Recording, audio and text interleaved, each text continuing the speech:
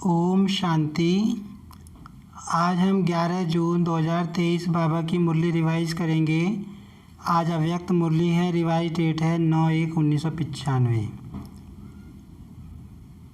आज की मुरली का सार है निश्चय बुद्धि की निशानियाँ, निश्चित विजयी और सदा निश्चिंत स्थिति का अनुभव। आप देखते हैं मुरली में मुख्य पॉइंट्स। आज बाबा ने बताया कि जो ब्राह्मण जीवन है उसका फाउंडेशन है निश्चय। तो बाबा ने आज 4 बातों के ऊपर निश्चय के बारे में बताया है। एक खुद पर निश्चय, एक बाबा पर निश्चय, ड्रामा पर निश्चय और ब्राह्मण परिवार पर निश्चय। तो बाबा ने कहा कि अगर निश्चय का फाउंडेशन पक्का है तो वो आत्मा सदा सहज योगी होगी, निर्मल स्वभाव और शुभ भावना वाली होगी। उसकी दृष्टि और वृत्ति से बाबा कहते हैं नेचुरल रूप से योगी जीवन की झलक दिखाई देगी। जो निश्चय बुद्धि होगी, जिसका चारों बातों पर निश्चय पक्का होगा।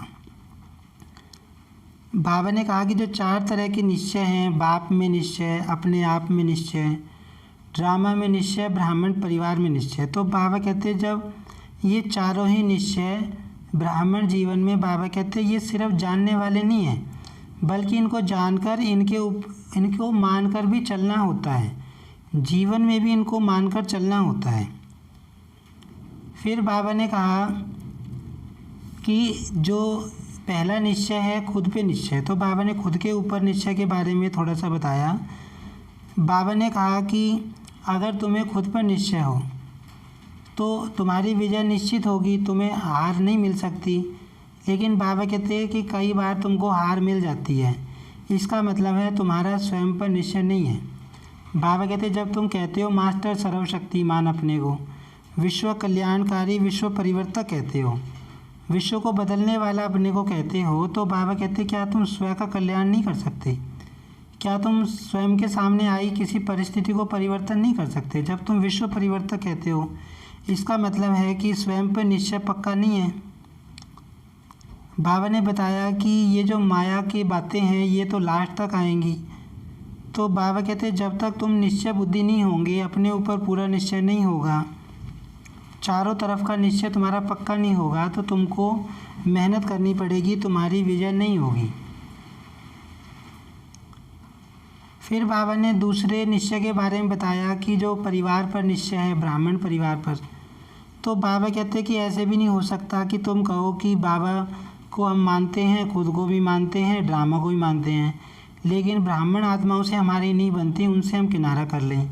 तो बाबा कहते हैं ऐसे नहीं हो सकता, क्योंकि सबकी माला बन रही है और राजधानी की स्थापना हो रही है, वहाँ पर ये ब्राह्मण परिवार की आत्माएं भी होंगी। तो बाबा कहते तुम्हें सबसे मिलाकर चलना पड़ेगा, तभी तुम राजधानी में जाओगे, बाबा कहते हैं। फिर बाबा ने निश्चय बुद्धि जो होगा चारों ही बातों में, उसके बारे में बताया कि वो उसकी विजय निश्चित होगी।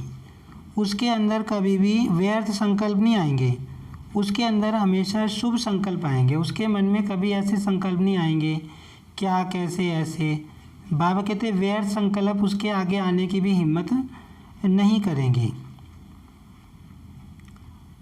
फिर बाबा ने आगे बताया कि अगर तुम्हारे अंदर कोई भी कमजोरी का संस्कार रह गया, किसी भी एक निश्चय की कमी रहेगी, तो बाबा कहते वो लास्ट में संस्कार बन जाएगा और फिर तुमको परेशान करेगा। बाबा ने उसको बताया उदाहरण लेके कि जैसे कोई कहे कि मैं लास्ट में बाबा को याद कर लूँगा, मेरी याद टिक जाएगी बाबा में विनाश के टाइम पे। तो बाबा कहते ऐसा हो नहीं सकता। अगर बाबा कहते इसके लिए बहुत काल का अभ्यास चाहिए। इसी तरह बाबा ने कहा कि जब चारों प्रकार के निश्चय होंगे तुम्हारे, तभी तुम्हारी विजय होगी। फिर आगे बाबा ने मधुबन निवासियों से बात की। मधुबन निवासियों से बाबा ने कहा कि तुम मेहमान निवाजी करते हो, जो बाहर से आत्माएं आती हैं, यही मेहमान निवाजी तुमको महान बनाती है। तो बाबा कहते तुम सबकी प्यार से मेहमान निवाजी करते हो, सबको प्यार देते हो। तो इसी बात पे बाबा ने सबसे पूछा, माताओं से, कुमारियों से, पांडवों से, कि तुम्हारे अंदर जो प्यार का स्टॉक है वो भरपूर है। बाबा ने पूछा कि चलो तुमसे कोई गुस्सा करे 1 बार 2 बार, तो क्या तुम प्यार से बात उससे कर सकते हो? बाबा ने फिर समझाया भी कि अगर कोई 1 बार गुस्सा करता है, 2 बार करता है, 10 बार ही करता है, 20 बार ही करता है, फिर भी तुमको गुस्सा नहीं करना। बाबा कहते हैं तुम्हारे चेहरे से प्यार की भावना ही झलकनी चाहिए, क्रोध के भाव नहीं आने चाहिए। बाबा कहते तुम्हारे अंदर सहन शक्ति होनी चाहिए, क्योंकि तुम मास्टर प्यार के सागर हो।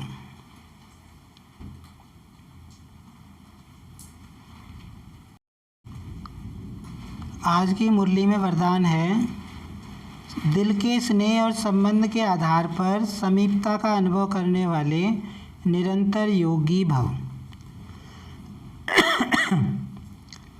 बाबा ने कहा ब्राह्मण आत्माओं में कोई दिल के स्नेह संबंध से याद करते हैं और कोई दिमाग अर्थात नॉलेज के आधार पर संबंध को अनुभव करने का बार बार प्रयत्न करते हैं। बाबा कहते हैं कई बच्चे तो बाबा को प्यार से दिल से याद करते हैं और कई बच्चे नॉलेज के आधार पर याद करने की कोशिश करते हैं।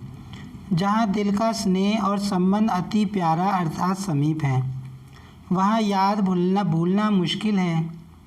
जैसे शरीर के अंदर नस नस में ब्लड समाया हुआ है, ऐसे आत्मा में निश अर्थात हर पल याद समाई हुई है। इसको कहते हैं स्नेह संपन्न निरंतर याद।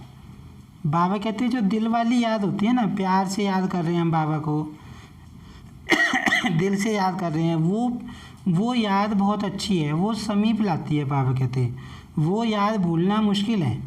जो दिल से याद करता है बाबा को, तो उसको कैसे कह रहे हैं बाबा की जैसे नस नस में हमारे खून समाया हुआ है ना, ऐसे दिल वाली याद समाई हुई होती है। लेकिन जो दिमाग से याद करता है, ऊपर से फ़ायदे और नुकसान को देख के याद करता है, तो बाबा कहते हैं वो याद यथार्थ नहीं होती। आज की मुरली में स्लोगन है, निस्वार्थ और निर्विकल्प स्थिति से सेवा करो तब सफलता मिलेगी।